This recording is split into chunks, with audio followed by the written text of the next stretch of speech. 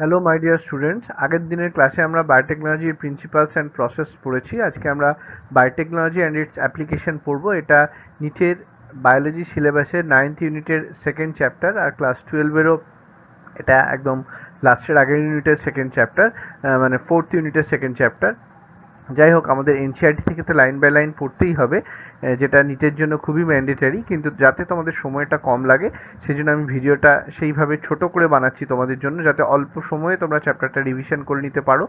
আমরা জানি নিটের মধ্যে মোট 720 নম্বরের মধ্যে বায়োলজি আছে 360 নম্বর। তো বায়োলজিতে আমাদের 360-এর মধ্যে 360ই স্কোর করতে হবে। তাই জন্য আমরা মনে রাখো, biobuilds NEET, think bio, crack NEET, bio leads to NEET, master bio, excel in NEET and ultimately NEET success guaranteed। চলো আজকে আমরা বায়োটেকনোলজির অ্যাপ্লিকেশন চ্যাপ্টার স্টার্ট করি। তাহলে দেখো, একটা টিস্যু কালচার বলছে 1950-তে এটা প্রথম ইন্ট্রোডিউস হয়। মাইক্রো প্রপাগেশন মানে একটা প্ল্যান্ট থেকে একটা এক্সপ্ল্যান্ট নেওয়া হয়, যেটার একটা টোটিপোটেন্সি আছে। এবার এটা একটা কিছু কন্ডিশনের মধ্যে এটাকে রাখা হয়, যেমন কার্বন সোর্স থাকে, যেটা ইউজুয়ালি সুক্রোজ নেওয়া হয়। এছাড়া amino acid, vitamin, inorganic salt এগুলো নেওয়া হয়।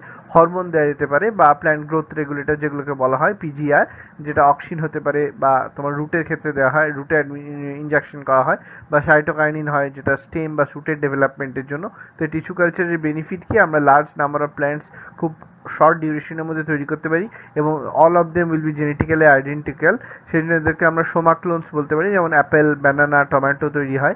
এক্সপ্ল্যান্ট হচ্ছে মেরিস্টেম বা ভাইরাস ফ্রি হতে হবে, এবং এই যে ভাইরাসটা তোমার ডিজিজ ফ্রি প্ল্যান্টস হতে পারে, ব্যানানা, সুগার কেন বা পটেটো, এগুলো আমরা ইউজ করতে পারি টিস্যু কালচারের জন্য। তাহলে সোমাটিক হাইব্রিডেশনের ক্ষেত্রে কি করা হয়, যেমন দুটো আলাদা সোর্স থেকে দুটো প্ল্যান্ট নেওয়া হয়, টমেটো এবং পটেটো, যে আমরা পোম্যাটো তৈরি করতে পারি, যেটাকে ডাইজেস্ট করা হয় এবং সোমাটিক হাইব্রিড করা হয় প্রোটোপ্লাজমের ফিউশন করে।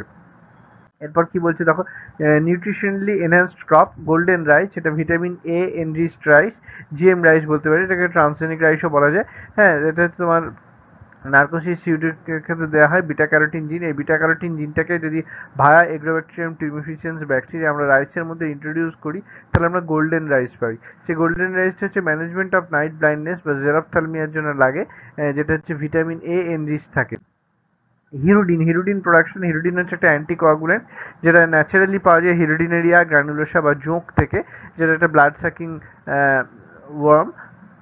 এগ্রোব্যাকটেরিয়াম টিউমিফিসিয়েন্সের ক্ষেত্রে এই হিরুডিন জিনটা নিয়ে সেটাকে যদি আমরা ব্রাসিকা নেপেসের মধ্যে এগ্রোব্যাকটেরিয়াম টিউমিফিসিয়েন্সের সাথে ইনসার্ট করি, সিডস যেটা পাবো সেটাকে পিউরিফাই করা হয়, এবং সেখান থেকে আমরা হিরুডিন জিনটাকে আমরা আইসোলেট করতে পারি। আচ্ছা, পেস্ট রেজিস্ট্যান্ট প্ল্যান্ট তৈরি করা যেতে পারে, অ্যাপ্লিকেশন অফ বায়োটেকনোলজি, যেটা একটা অন্যতম একটা অ্যাসপেক্ট, বা ইনসেক্ট রেজিস্ট্যান্ট প্ল্যান্ট। তাহলে ইনসেক্টটাকে নিয়ে আমরা প্ল্যান্টের মধ্যে করবো। এবার ইনসেক্টটাকে নিয়ে আমরা যদি ব্যাকটেরিয়াতে নিই, ব্যাসিলাস থুরিনজেন্সিস ব্যাকটেরিয়ার মধ্যে, সেটা ডিফেন্সে কাজ লাগে এবং ক্রিস্টালাইজেবল ইনসেকটিসাইডাল প্রোটিন তৈরি করবে, যেটা ইনঅ্যাক্টিভ। এরপর সেটাকে ইনসেক্টের মধ্যে দেবো, অ্যালকালাইন করা হবে, এবং মিডগার্ড থাকে অ্যালকালাইন পিএইচ, এবং সেটা অ্যাক্টিভ হয়ে যাবে। এই মিডগার্ডের পিএইচটা ইনঅ্যাক্টিভ অবস্থা থেকে যখন অ্যাক্টিভ হবে, এটা প্রোটোটক্সিন থেকে এটা মিডগার্ডের মধ্যে পোর্ট তৈরি করবে, মিডগার্ডের মধ্যে লাইসিস হবে, এবং আলটিমেটলি সেই অর্গানিজমটা ডেথ হয়ে যাবে।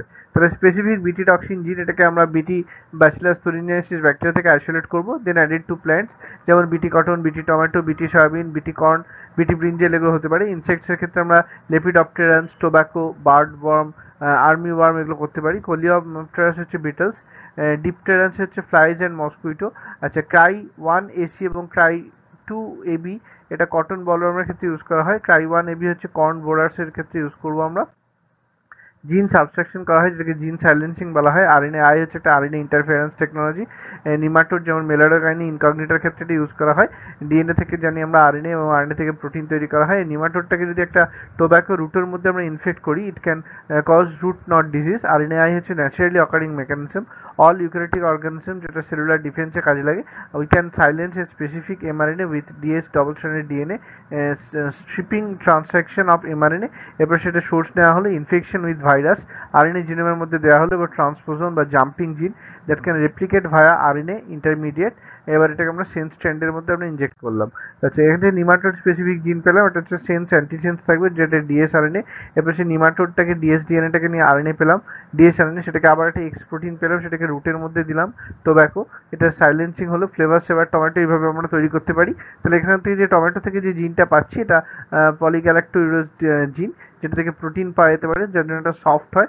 আবার এটা জিন সাইলেন্সিং করা হয় RNAi এর মাধ্যমে। আচ্ছা, applications in the field of medicine, insulin hormone করা হয়, এটা ডেফিসিয়েন্সির জন্য, এটা ডায়াবেটিস মেলিটাস হতে পারে।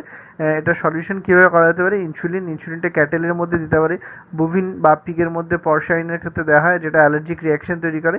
Insulin it can't be taken orally, it will get digested by protease enzyme, so take intravenously. Hormone যেটা প্রোটিনেশিয়াস হরমোন, ইনসুলিন একটা, বাই নর্মালি এটা প্যানক্রিয়াসের বিটা সেলস থেকে এটা তৈরি হয়। আচ্ছা, এটা ইনসুলিনের একটা স্ট্রাকচার, এটা প্রথমে একটা ইনঅ্যাক্টিভ ফর্মে থাকে এবং এটা প্রো ইনসুলিন হিসেবে থাকে। এরপর সি চেনটাকে যদি আমরা রিমুভ করে দিই, তাহলে আমরা এ আর বিটা পাবো, দ্যাট ইজ অ্যাক্টিভ ইনসুলিন, যেটাকে আমরা হিমিউলিন বলি। এলি লিলি প্রথমে একজন আমেরিকান কোম্পানি, তারা প্রথম ডিএনএ সিকোয়েন্সিং করেন এবং করেসপন্ডিং এইচ এন এবং বি চেনের জন্য এবার সেটা একটা পিবিআর 322 প্লাজমিডের মধ্যে এটাকে নেওয়া হয় এবং তারপর ডাইসালফাইড বন্ড দিয়ে সেটাকে জয়েন করা হয় দুটো চেনকে। এরপর হচ্ছে gene therapy, correction of defective genes. First successful case হয়েছিল 1990s-এ। 4-year-old SCID, severe combined immunodeficiency, deficiency হচ্ছে অ্যাডিনোসিন ডিয়ামাইনেস বা এডিএ জিন ডেফেক্টিভ। তারপর হচ্ছে permanent solution, gene therapy at embryonic stage. Solution হচ্ছে ERT enzyme replacement therapy, bone marrow transplantation, gene therapy. এরপর আমরা কী করবো, লিম্ফোসাইটের মধ্যে শেষ করবো, তারপর রেট্রোভাইরাসের মধ্যে দেবো এবং তারপর একটা ডেফিনিট লাইফস্টাইল আমরা পাবো। আচ্ছা, এটা ডায়াগনোসিস, এটা ট্র্যাডিশনাল ইউজ হতে পারে বা মডার্ন ইউজ হতে পারে, যেটা ব্লাড টেস্টের ক্ষেত্রে করা যেতে পারে বা ইউরিন টেস্টের ক্ষেত্রে, serum test. Early detection not possible. মডার্নের ক্ষেত্রে কী হয়, আরডিএনএ টেকনোলজি আমরা ইউজ করতে পারি, বা আর্লি ডায়াগনোসিসের ক্ষেত্রে যেভাবে পিসিআর বা এলাইসা করা হয়। পিসিআর হচ্ছে একটা পলিমারেজ চেইন রিয়াকশন, যেটাতে আমরা detection at very low concentration of pathogen before symptom we can apply the ELISA. HIV suspected পেশেন্টের ক্ষেত্রে করা যেতে পারে, যেমন ডিটেক্ট মিউটেশন অ্যান্ড রিলেটেড জিন তোমার প্রবলেম, জেনেটিক ডিসঅর্ডারগুলোকে আমরা আইডেন্টিফাই করতে পারি। এলাইজা হচ্ছে এনজাইম লিঙ্কড ইমিউনোসরবেন্ট আছে based on antigen antibody interaction, এটাকে আমরা diagnostic test for AIDS. Confirmatory test হচ্ছে ওয়েস্টার্ন ব্লটিং করে করা যেতে পারে। আচ্ছা, অটো রেডিওগ্রাফি, এর ক্ষেত্রে আমরা একটা প্রোব ইউজ করি, single stranded probe, single stranded DNA and single stranded RNA tagged with radioactive molecule. It can be allowed to hybridize complementary DNA and detected by autoradiography. হ্যাঁ, তো এখানে আমরা কি করতে পারি, অটো রেডিওগ্রাফি করে সেটা আমরা প্রোবটা দিয়ে আমরা আইডেন্টিফাই করতে পারি যে কোথায় আমাদের ডিজায়ার ডিএনএটা আছে। আচ্ছা, ট্রান্সজেনিক অ্যানিমাল তৈরি করা যেতে পারে, তাহলে ট্রান্সজেনিক ক্ষেত্রে ফরেন ডিএনএকে ইনসার্ট করা হবে, ম্যানিপুলেট করে, যেমন র্যাবিট, র্যাট, পিগ, মাংকি এগুলো ইউজ করা যেতে পারে। তাহলে এই চ্যাপ্টারটা আমাদের শেষ হয়ে গেল, কমপ্লিট হয়ে গেল। Thank you my dear students, all the best.